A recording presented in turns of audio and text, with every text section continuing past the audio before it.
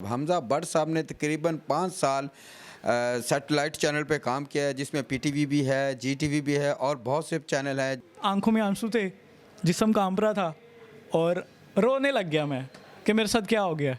मुझे ऐसे लग रहा था कि मुझे किसी ने चैनल से नहीं निकाला। उस ईमेल में लिखा हुआ था कि thank you so much for working with us, आपने हमारे साथ बड़ा अच्छा टाइम स्पेंड किया और अब आप हमारे साथ मजीद काम नहीं कर सकते और आपका ये 30 तक लास्ट डे है, आपको सैलरी 30 की मिल जाएगी। नेशनल कॉलेज ऑफ आर्ट्स में मैं स्कॉलरशिप पे पढ़ रहा हूँ, ठीक है। UET, GC university, Punjab university, मैंने चाइनीज़ का कोर्स किया। वो दमिंग से हमजा व चोंग वन सोशंग वो पाकिस्तान रंग चोंगपा यूई वन सोए। मैंने चाइनीज़ लैंग्वेजेस के कोर्स किए, मैंने डिफरेंट टेक्निकल कोर्सेज किए। मैं ये सारी डिग्रीज लेके डिफरेंट चैनल्स के दरवाजे पे गया, यार मुझे जॉब पे रख लो। आज आप कैसे कहते हैं जी हाल रोड में एक बिरयानी वाला 25 साल पहले था, तो 25 साल पहले उसके बाप ने मेरी तरह स्टेप लिया होगा, ठीक है। आज उसकी औलादें भी खा रही हैं। अगर उसका बाप 25 साल पहले नौकरी कर रहा होता, वो फौत हो जाता, तो क्या उसके बच्चों को वहाँ नौकरी मिलती? अस्सलाम वालेकुम, आप देख रहे हैं शान पाकिस्तान और मैं हूं आपका देसी एंकर जाहिद खान। हमारे साथ बैठे हैं हमजा भट्ट साहब। हमजा भट्ट साहब ने तकरीबन 5 साल सैटेलाइट चैनल पे काम किया है, जिसमें पीटीवी भी है, जीटीवी भी है और बहुत से चैनल हैं जहां पर इन्होंने as a host, as a anchor, as a producer काम किया। लेकिन उसके बाद इन्होंने टोटल चैनल छोड़ के और ये कारोबार शुरू किया, शूज़ का ऑनलाइन काम करते हैं। इनसे पूछेंगे कि सैटेलाइट पे आपने 5 साल काम किया, शोहरत ली, आपने एज ए होस्ट काम किया, एज ए एंकर काम किया। उस शोहरत को छोड़ के आप बिल्कुल एक साइड बिजनेस कर रहे हैं और ऑनलाइन काम कर रहे हैं। उस दुनिया से इस दुनिया में आना बहुत मुश्किल है। इनसे पूछेंगे कैसे उस दुनिया से इस दुनिया में। अस्सलाम वालेकुम। वालेकुम अस्सलाम। सबसे पहले तो देसी एंकर साहब, मैं आपका एक चाहने वाला हूँ, आपके मदाहों में से एक हूँ। और अब ख़ुद तो काम नहीं कर रहे, मगर जो हमारे साथी फील्ड में काम कर रहे हैं तो हम उनको देख के खुश हो जाते हैं कि चलो यार ये लोग भी कर रहे हैं। और हम उन लोगों को भी मशवरे देते हैं कि ये काम तो कंटिन्यू रखें मगर साथ बिज़नेस भी करें, क्योंकि मैं 5 साल जो है वो इस फील्ड में रह चुका हूँ। तो बहुत शुक्रिया आप यहाँ पे तशरीफ़ लाए। और मैं भी बस क्या कहते हैं एक जो है लग्जरी लाइफ गुजारने का आदी था। हमजा भट्ट साहब, मैं ये पूछना चाह रहा हूँ कि वो जो शोबिज़ की जो रोशनी की जो दुनिया होती है ना, हमें कहा जाता है कि वो एक दलदल है, उसमें इंसान ऐसा ऐसा दोस्त हो सकता है, बाहर नहीं निकल सकता।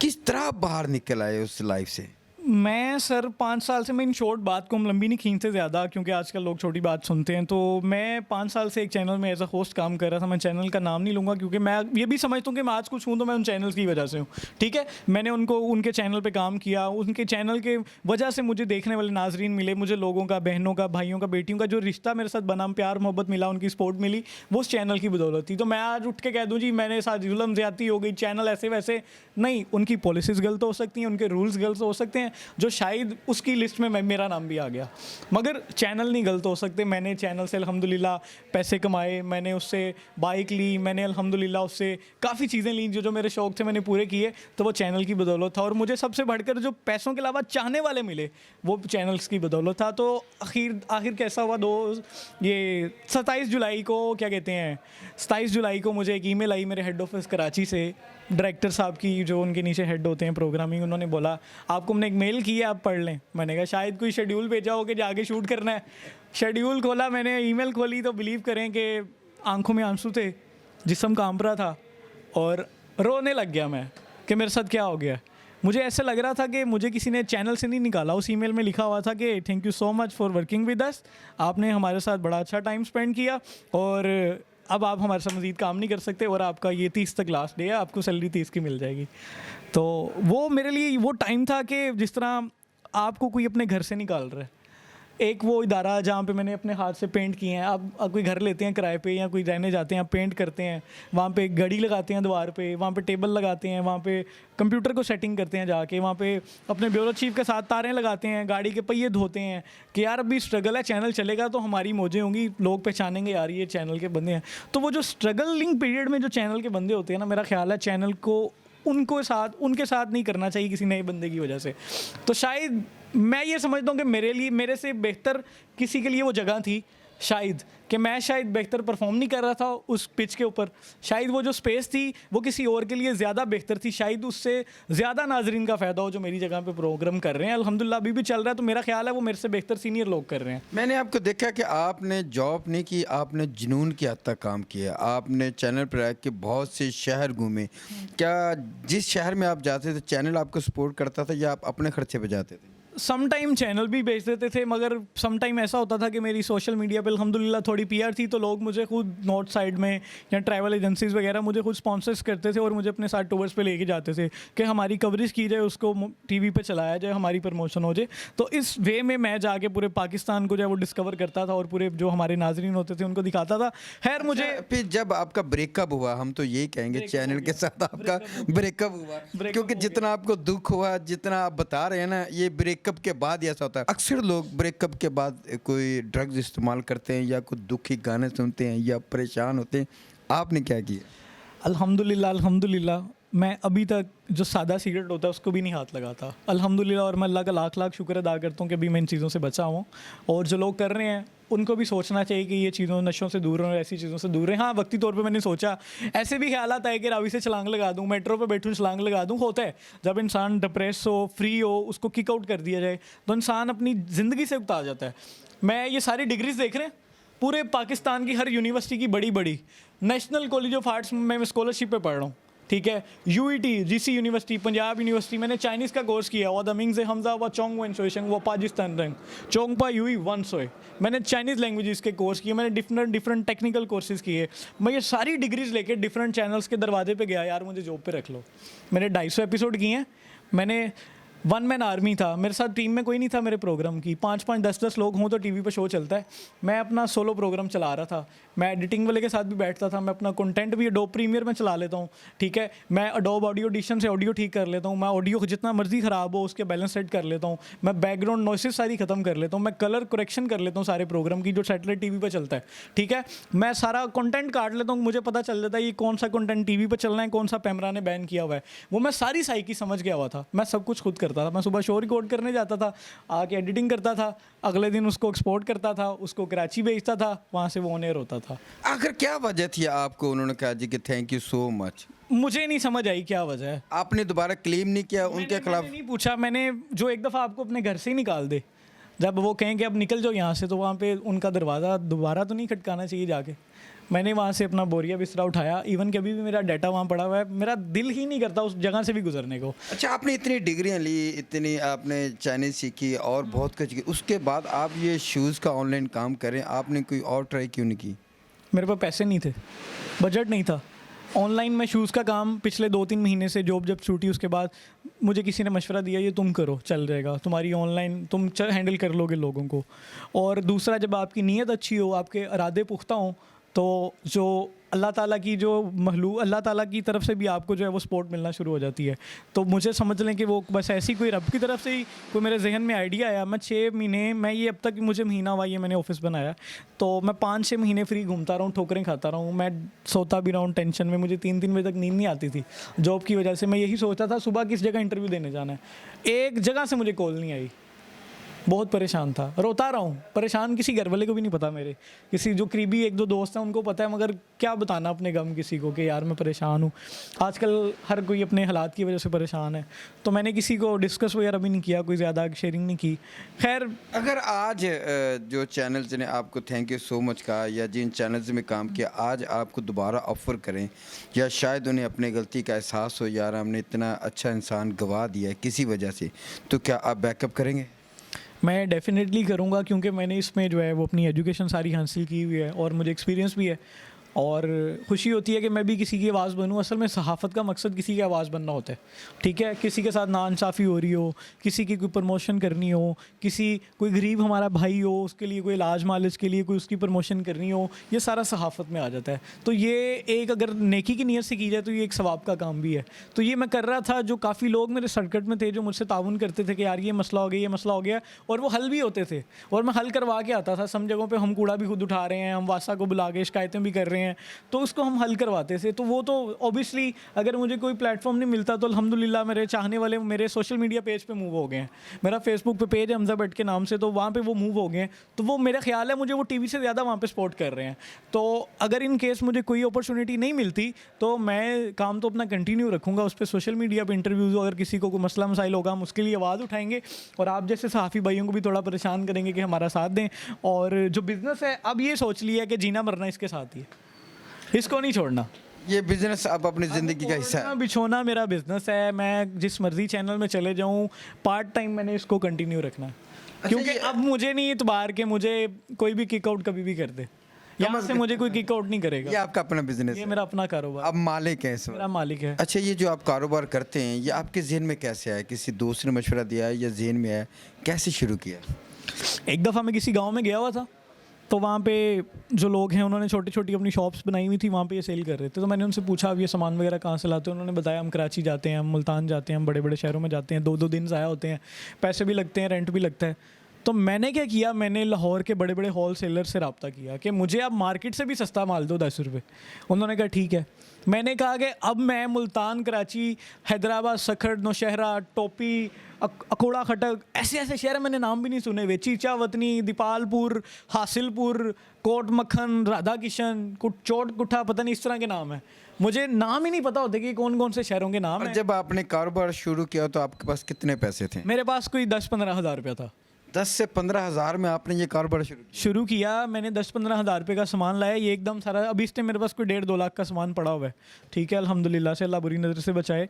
तो मैं बेचता था, प्रॉफिट से दोबारा माल ले आता था, बेचता था, प्रॉफिट से दोबारा। ये मेरे, अगर आप पाँव दिखा रहे हो कैमरामैन साहब, ये देखें, ये एक एंकर के पाँव हैं। मैं गाड़ियों में घूमता था, मेरे साथ गार्ड्स भी होते थे, मेरे साथ खूबसूरत वो लड़कियाँ नहीं बोलते प्रोड्यूसर्स, हमारे साथ वो भी रिकॉर्डिंग्स पे जाती थी, ठीक है, मेरी असिस्टेंट्स भी अक्सर साथ होती थी, कुछ अर्सा मैंने सोलो भी काम किया। मतलब कि हम जहाँ पे भी जाते थे ना हमें लग्जरी माहौल मिलता था, मीडिया वाला आपको पता है। तो अब मेरी मेहनत ये है, मेरे पाँव पे ज़ख्म है, मैं बाइक पे जाता हूँ ना 3-3 थैले बांध के, तो अक्सर रोना भी आ जाता है कि यार मैं पिछले साल तो यहाँ से इसी रोड से गाड़ी पे गुजरा था। मगर अब यही इरादा है कि यार इंशाल्लाह इतना बड़ा बिजनेस इसको इतना ऊपर लेके जाऊंगा कि यहाँ से रीवो पे गुजरूंगा। जो आपके दोस्त थे, जो कलीग थे, जो बता रहे हैं आपने वक्त गुजारा, उन्होंने कभी आपको याद नहीं किया? उन्होंने नहीं कहा कि हम आपको सपोर्ट करते हैं? स्पोर्ट वो इसी लिहाज से कर सकते हैं, कोई फाइनेंशियली सपोर्ट मैं किसी से लेता नहीं, वैसे भी अल्हम्दुलिल्लाह मेरे अपने हाथ पांव सलामत हैं, तो मुझे किसी के आगे हाथ फैलाने वाला तो भीख मांगने वाला हिसाब हो गया ना, वो ज़रूरत नहीं है मुझे। और अल्लाह ने मुझे हाथ पांव दिए हैं, अल्लाह ने जहन दिया सोचने के लिए, अल्लाह ने सलाहियतें दी हैं, आप उसको यूज़ करो, आपको क्या ज़रूरत है किसी से मांगने की। तो मैंने अपने जो मेरे पास जो खुद की चीज़ें थी ना, इवन के मैंने सोचा कि अगर पैसे कम पड़ जाएंगे मैं अपनी बाइक बेच दूंगा, नहीं तो मेरे पास मोबाइल है 30-40 हज़ार रुपये का बिक जाएगा, मैं मोबाइल बेच दूंगा, कारोबार में लगाऊंगा, मोबाइल फिर आ जाएगा। तो मेरा यंगस्टर्स को भी यही सवाल है, आपके जो चैनल के प्लेटफॉर्म से जितने भी आपको लोग माशाल्लाह से देखते हैं और फॉलो करते हैं, जितने भी देसी लोग हैं, उनको मेरा मशवरा है कि अपने कारोबार की तरफ आएँ। मैं लोगों को मशवरा देता हूँ ना कारोबार का, वो कहते हैं पता कि ऐसे ऐसे मूँछों को ताव देते हैं, हुण तेरा भरा जट चिप्स बेचेगा। जट साहब की कर रहे हो? कुछ नहीं यार, काम लभ रहे वेला होना। जट साहब ने चिप्स नहीं बेचने, अपना काम नहीं करना। जट साहब ने 15 ਤੋਂ 18 हज़ार की नौकरी करनी है, मावा भैणों ਦੀਆਂ गालां भी सुननी है। जट साहब ने मुछां नूं इंज फिरते रहना तो वेले रहना। वहाँ से उन लोगों को हम कैसे समझाएं? मैं उन लोगों को ही मोटिवेट करता रहता हूँ, थक जाता हूँ समझा के कि खुदा के लिए, खुदा दा वास्ता, जे बूढ़े हो जाओगे ना जब 45 साल के, 50 साल के, जब चला नहीं जाएगा, नौकरी भी नहीं की जाएगी, बिजनेस सेट होगा ना, तुम्हारी औलादें बैठेंगी। आज आप कैसे कहते हैं जी हाल रोड में एक बिरयानी वाला 25 साल पहले था, तो 25 साल पहले उसके बाप ने मेरी तरह स्टेप लिया होगा, ठीक है, आज उसकी औलादें भी खा रही हैं। अगर उसका बाप 25 साल पहले नौकरी कर रहा होता, वो फोत हो जाता, तो क्या उसके बच्चों को वहाँ नौकरी मिलती? एक सरकारी अफसर है 17वें ग्रेड का, वो फोत हो जाता है, उसके बच्चे, उनको क्या 17वें ग्रेड पे उसी रैंक पे नौकरी मिलती है? नहीं। अगर उसका कोई कारखाना हो, कोई फैक्ट्री हो, उसके 5 बच्चे हो, 5 अपने कारखाने बना लेंगे। ये बिज़नेस का फ़ायदा है। अब ये मैं कर रहा हूँ ना, मेरा अल्हम्दुलिल्लाह मैं साथ ये लाजमी कहता हूँ कि अल्लाह बुरी नज़र से बचाए। पहले तो मेरा ये मकसद है कि मेरे इर्द गिर्द जितने बेरोज़गार लोग हैं, मैं उनको ज़ोर लगाऊँ कि काम करो, ठीक है। फिर दूसरा, मैं इसको जिस तरह वेयर हाउस लेवल पे लेके जाऊँ, जहाँ से पूरे पाकिस्तान से सारी सस्ती चीज़ें मेरे पास हों, और पूरे पाकिस्तान से जो होलसेलर लोग हैं वो मेरे से ख़रीद रहे हैं, और मुझे इंशाल्लाह अगर ज़िंदगी रही तो आप ये वीडियो भी बना रहे हैं, मुझे अल्लाह के घर में बड़ी उम्मीद है, सच्चे दिल से, क्योंकि आप सच्चे दिल से कोई दुआ करते हैं तो वो कबूल हो जाती है कि मैं इंशाल्लाह इसको बहुत बड़े लेवल पे लेके जाऊंगा। इंशाल्लाह हमारी दुआ है कि आप बड़े लेवल पे जाएं, बल्कि ये जो नए लोग हैं जो नौकरी करना चाहते हैं, जॉब करना चाहते हैं, बड़ी अच्छी बात बताई कि 10 से 15 हज़ार में आप अपना बिजनेस स्टार्ट करें, जॉब मत करें, कारोबार करें और मालिक बने। अच्छा, मैं ये देख रहा हूँ कि यूथ स्टूडियो आप लगता है कि गाने के भी भरपूर शौकीन हैं। मगर अभी बिल्कुल मुझे मत कहिएगा कि गाना गाओ, मेरा गला बिल्कुल बंद हुआ पड़ा है, मैंने गाने अब छोड़ दिए हैं, वक्त ही नहीं होता, कारोबार में मसरूफ़ रहते हैं सारा दिन। तो 2017 में, हाँ 2017 में लकास बड़ा लाहौर का बीकन हाउस लेवल का स्कूल है और डिफेंस साइड पे है, उन्होंने एक कंपटीशन ऑर्गेनाइज करवाया यूथ स्टूडियो के नाम से, सेम लाइक पाकिस्तान आइडल और जिस तरह इंडियन आइडल होता है। उसमें उन्होंने पूरे मतलब पाकिस्तान के इंस्टीट्यूट से बच्चे सेलेक्ट किए, तो मेरा भी नेशनल कॉलेज ऑफ आर्ट से मैंने अप्लाई किया, तो मेरा भी वो 120 बच्चों की लिस्ट में नाम आ गया। और फिर वो पूरा महीना इवेंट्स चलते रहे, कॉन्सर्ट्स चलते रहे, उसमें से टॉप 20 में भी मेरा नाम आ गया। 60 उसमें से छांटी हो गए, टॉप 20 में भी मेरा नाम आ गया, फिर उसमें से टॉप 12 में भी मेरा नाम आ गया, और फिर टॉप 5 में भी मेरा नाम आ गया। टॉप 5 में जब मेरा नाम आया ना, तो स्कूल वालों ने कहा कि ये तो अब टॉप 1 पे भी जाता दिखाई दे रहा है, इसको निकालना पड़ेगा। और अल्हम्दुलिल्लाह अल्लाह की ज़ात ही आपको हर जगह पे आगे करती है, वरना मैं किसी काबिल ही नहीं हूँ, मैं इंतहाई घटिया इंसान, इंतहाई बुरा इंसान, मैं समझता हूँ कि मैं सबसे बुरा इंसान हूँ, ठीक है, मैं सबसे घटिया इंसान हूँ। मुझे अल्लाह ताला ने वहाँ पे इतनी इज़्ज़त दी कि मुझे सब ने हरा दिया, स्कूल वालों ने, ऑडियंस ने, क्योंकि मैं वहाँ पे सबसे गरीब बच्चा था। वहाँ पे सब लैंडलॉर्ड्स के बच्चे थे, प्राडो बड़ी बड़ी गाड़ियों पे आ रहे थे, मैं अल्हम्दुलिल्लाह तब भी 70 बाइक पे जाता था वहाँ पे बड़े बड़े यूनिवर्सिटीज़ में। तो ऑडियंस ने खड़े होकर मेरे लिए वोटिंग की थी, पूरे मोबाइल्स की लाइट्स चला के, अगर वीडियो मुझे मिली तो मैं आपको शेयर करूँगा, मेरे पास होगी भी। कोई 3000 फैमिलीज़ ने खड़े होकर मोबाइल से मेरे लिए वोटिंग की थी, और मुझे सिर्फ 60% नंबर ही ऑडियंस वोटिंग के मिल गए थे, और बाकी वो 30% मिला के मेरे 90 आए और मैं टॉप 1 पोजीशन पे आया, और मुझे कुछ प्राइज़ मिली और ये मिला, और साल के लिए कॉन्ट्रैक्ट मिला उनके स्कूल में। फिर उसके बाद मुझे PTV में भी काम करने का मौका मिला, जुगन काजिम के शो में, और काफ़ी चैनल्स पे काम किया। फिर निजी चैनल में एक मेरा शो चलता रहा, मैं नाम नहीं लेता अपने चैनल का, नहीं, वो मैंने नाम ले दिया। आपने ले लिया, मैं नहीं लेता। अच्छा, आखिरी एक सवाल है कि जब आप उस दुनिया से इसमें आए, डिसहार्ट करने वाले कितने लोग थे जिन्होंने कहा ये क्या कर रहा है, या तू एंकर पर्सन है, प्रोड्यूसर है, चैनल पे काम करता है, और ये तू शूज़ का काम कर रहा है, कितने लोग थे? डेली ऐसे होता है, कोई ना कोई लोग आते हैं, वो बोलते हैं यार तू तो एंकर था, तू क्या कर रहा है, तू तो गाड़ी में घूमता था। वो अब मैं मेरी आप पिक्चर्स लाजमी लगाइएगा ताकि लोग मोटिवेट हो सके। ये कॉटन्स देख रहे हैं, ये खाली है, मैं भर के 5-5 बाइक पे बांध के लाता हूँ सामान के साथ। ये पीछे पैक हुआ पड़ा है, मैंने अभी बिल्टी करवाने जाना है, बाइक पे अकेला बांध के रात के 11 बजे जाता हूँ, 1 बजे वापस आता हूँ, ठीक है। कारोबार करने के लिए आपको अपनी अना, अपनी अकड़, अपनी मैं ख़त्म करनी पड़ती है। कारोबार कहते हैं कि आपकी जवानी मांगता है, ठीक है। अगर आप अपनी जवानी कारोबार को नहीं दे सकते, यार वैसे भी तो ज़ाया करनी है, गुजर जानी है ज़िंदगी, अच्छी बुरी ज़िंदगी गुजर रही है, अब हम बात कर रहे हैं ना, टाइम गुजर गया। अगर हम उसको अपने बिज़नेस में, कुछ सीखने में, कुछ अपना बनाने में यूज़ करें, कल को हमारी फैमिली, कल को हमारी आने वाली नस्लें हमें अच्छे वक्तों में याद करेंगी। ये नहीं कहेंगी कि साडा प्यो दादा मर गया, अब भी सानू भी मार गया, साढ़े वास्ते भी कुछ नहीं बना के गया, ठीक है। आप मेहनत करें अपनी ज़िंदगी में, अल्लाह ताला ने वादा किया यार तुम मेहनत करो, सिला और अजर मैं दूंगा। तो जब ऊपर रात बैठने जो बैठी है वो कह रही है कि मेहनत करो मैं तुम्हें दूंगा, तो क्यों नहीं मेहनत करते हम लोग? जी बिल्कुल जी, हमजा भट्ट साहब ने कहा जी मेहनत करें, कारोबार करें, बाप दादा की जो जायदाद है जो उन पे अय्याशी करने का जहन मत बनाएं, और ये मत सोचें कि मैंने 18,000 की जॉब करनी या किसी की नौकरी करनी है और सिर्फ बेइज्जत होना है। नौकरी करें, कोई बुरी बात नहीं, लेकिन कारोबार जैसी इज़्ज़त कहीं भी नहीं है। आज इन्होंने 10 से 15 हज़ार में शुरू किया, आज 1.5 लाख है, और जैसे जैसे वक्त गुजरेगा ये इंशाअल्लाह ताला करोड़ों में जाएंगे, क्योंकि ये अपना बिजनेस कर रहे हैं। शान पाकिस्तान को लाइक कीजिएगा, सब्सक्राइब कीजिएगा, शेयर कीजिएगा। तो मिलते हैं एक नए प्रोग्राम के साथ। अल्लाह हाफिज़।